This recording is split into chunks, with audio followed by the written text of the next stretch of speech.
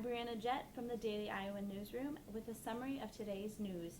Jeb Bush traveled to Iowa today. We'll tell you what he had to say.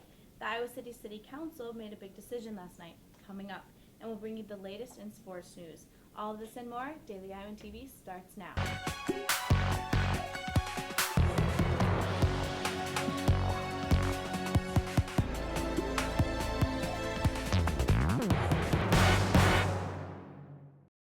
Over 900 miles from the nation's capital, Jeb Bush told Iowans this morning why he should be the next president.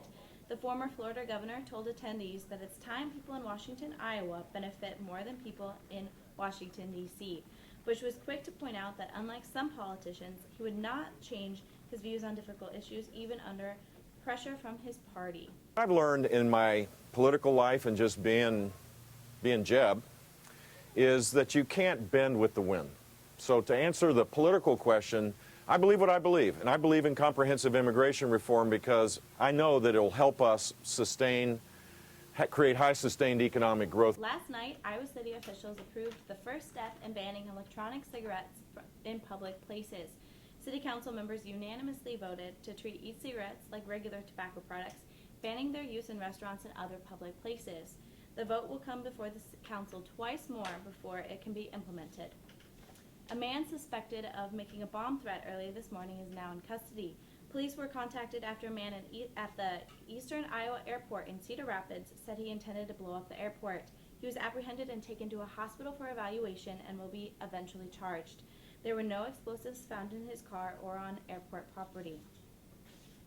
Senator Chuck Grassley asked a U.S. attorney today to decide if the federal government should investigate an Iowa police officer's accidental shooting of an Iowan woman. The shooting happened in January when Officer Jesse Hill shot and killed Autumn Steele. Reports say he meant to shoot the family dog but slipped and shot Steele instead. And now for a quick look at this week's weather. Today's cloud cover will continue into tomorrow with overcast skies and temps in the low 80s. Friday will be partly cloudy and the temperatures will be about the same. Saturday brings a 40% chance of a thunderstorm and a high of 88. Sunday is nearly the same with a 30% chance of thunderstorms. Monday will be drier with partly cloudy skies and temperatures in the mid-80s. The skies will clear on Tuesday with a high of 87. That's all the weather we have for today, so let's check out some other news. The Muslim holiday Ramadan begins Thursday. Ramadan is a month of intense prayer and fasting. During the month, Muslims do not eat or drink from sunrise to sunset, intending the fast as a way to grow closer to God. North Korea said today that they are facing one of the worst droughts in over a century. The drought has caused extensive damage to their crops, destroying nearly 30% of their rice paddies. A day after 6 people died in a balcony collapse in California, officials are pointing to possible water damage as the cause. Mayor Tom Bates of Berkeley, California, said investigators believe the support beams may have not been properly sealed when the building was built. In sports news, the Basketball Primetime League starts tomorrow and the Game Time League begins tonight.